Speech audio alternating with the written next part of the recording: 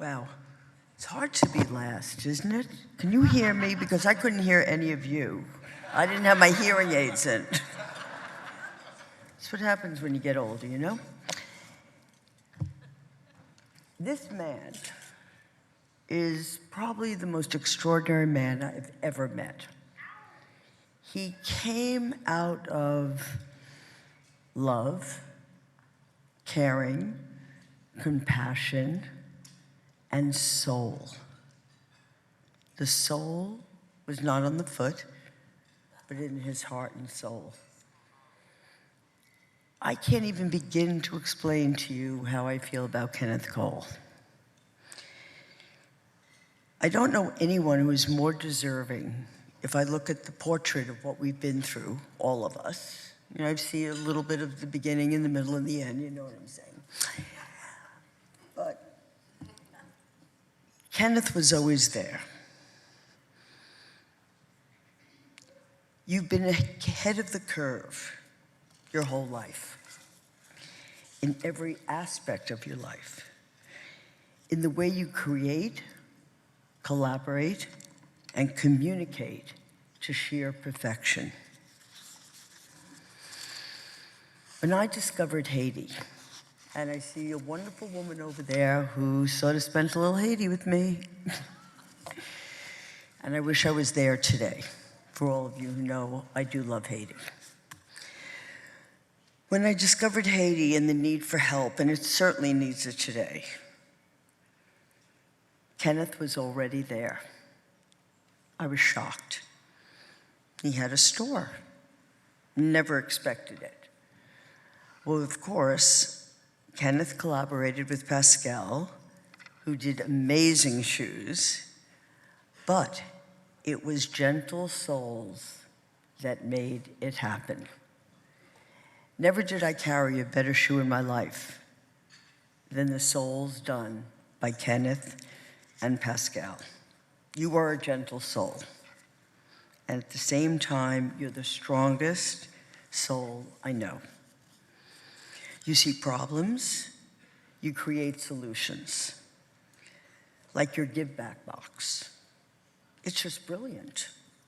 Nobody brings us all together like you. You call, we come.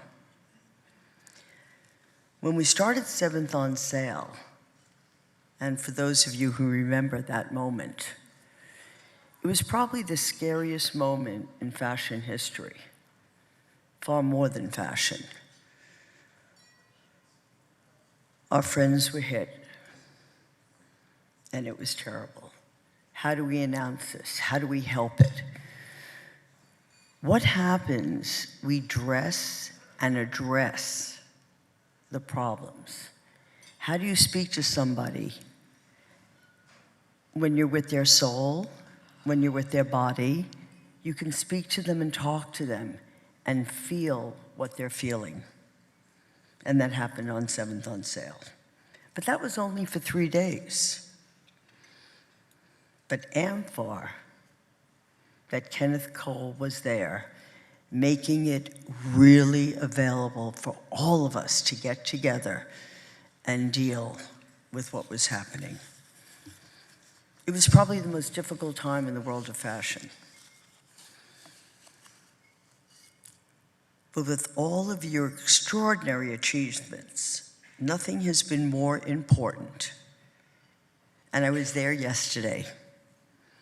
And Kenneth had called me maybe a year or two ago, about mental health. Now, if I ask every one of you, who here feels their mental health? Not only to themselves, to the children. What has created mental health? Is it the telephone? Is it that phone that you look at and you can't compete? I'm not a model. I'm not a singer. I'm not a dancer. I'm not a designer. But for 3 years, we were stuck at home looking at that phone. When Kenneth put this together, there was nothing like it, and there is nothing like it. We all have issues that we discuss about the world and what's going on in the world and the creativity of the world.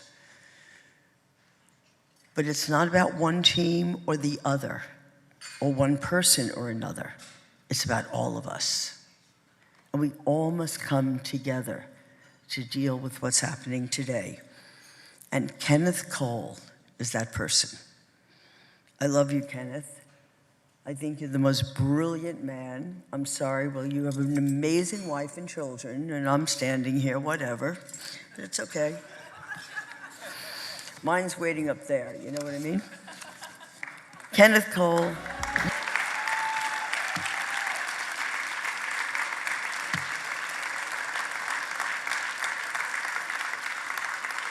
Thank you.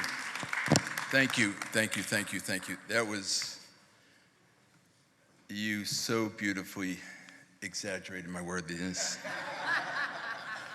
as only Donna can do, and with such passion.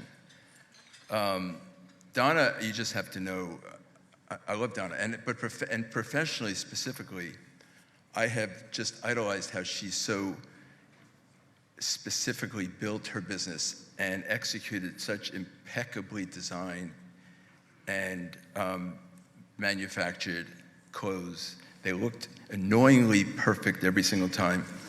And then she did menswear, and they were annoyingly perfect, just as the women's wear, and then retail environments to house them, and they were just as good.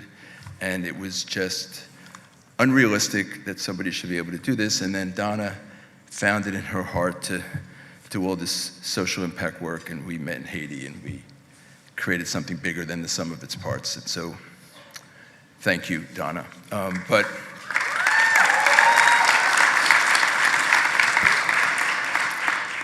unlike ASAP Rocky, I did write some shit, so.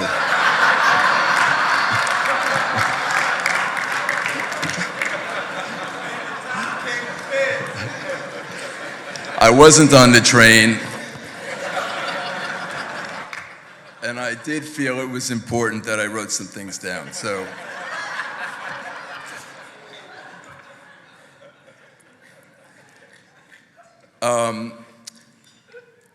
But also, you should know, before I go forward, in the spirit of how this world has changed and how technology has changed everything we do, there's virtually nothing we do today that resembles the way we did it 40 years ago when I started down this road. But in that spirit, I'm compelled to put forth a disclaimer that everything I'm about to share with you none of it was in fact written with the help of AI. Any and all flaws, awkward pauses, and questionable humor is entirely my own. Congratulations to my fellow honorees. It's wonderful watching especially some people that I feel like I've grown up with for so many years, be recognized so appropriately. A Lifetime Achievement Award is a huge acknowledgement, especially for somebody who's not very old.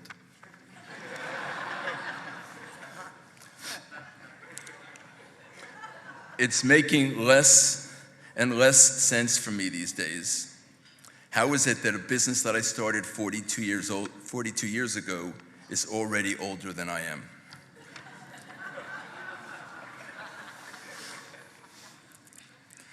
But truthfully, I find comfort in looking at some of my peers who are arguably as old,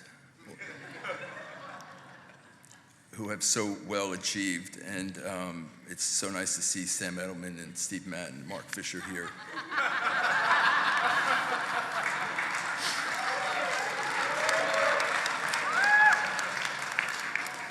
Misery does love company. My father was in the shoe business. He had a women's shoe factory in a very tough part of New York at the time called in Williamsburg, Brooklyn.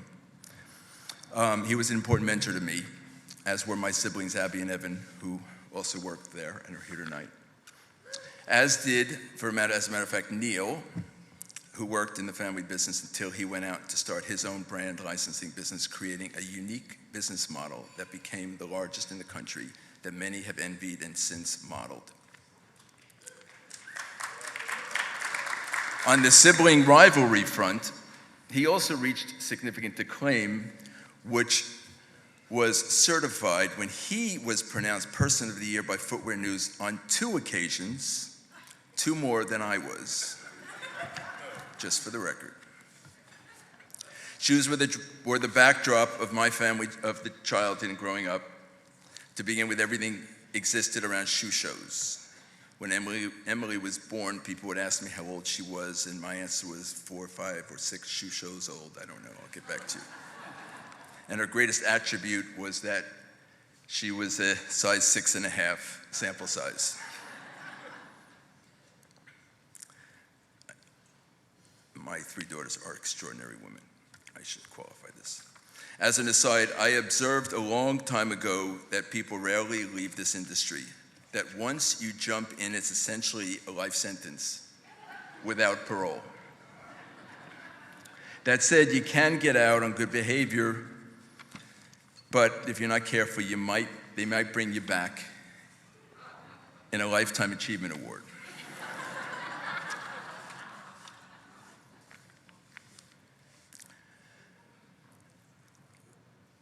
I am able to do so much of what I do because of the shared passion and the devotion of my team of associates who are here tonight. And I undeservedly get so much more credit than I'm entitled to, but Jed Berger and the team do so much great work.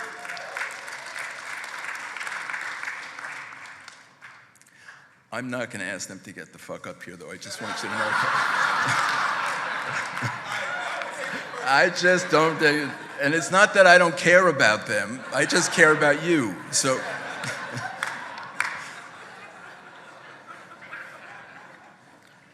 And most importantly, my wife, Maria, whose own lifetime achievement is so exceptional, besides enabling mine and so many countless others.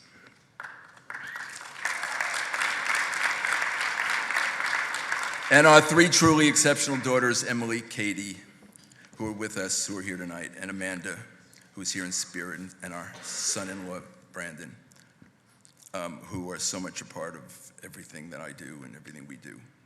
I feel fortunate to have been able to marry a footwear and fashion business that I love with a social impact platform that I care deeply about. I've always believed that fashion is more than how we present ourselves in the world, but also a vehicle to positively impact it, and a powerful and creative way to respectfully communicate our commonality as well as our differences. My story is the story of an American designer / shoe dog, and I hate that term, but as they say, if the shoe fits, who uses the platform he has to make the difference that he can. It has taught me today that this is absolutely not a dress rehearsal, and that what we stand for will always matter more than what we stand in. And lastly, it's the story of a still youngish and determined designer that has spent much of his career putting himself in other people's shoes, hoping that they would put themselves in his.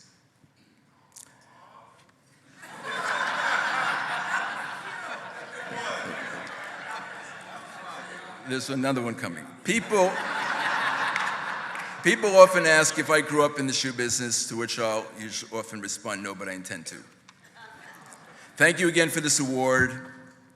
I'll leave you with a message that I love to share, especially with you, that it's great to be known for your shoes, and I mean that humbly, but it's better to be recognized for your soul. Thank you very much.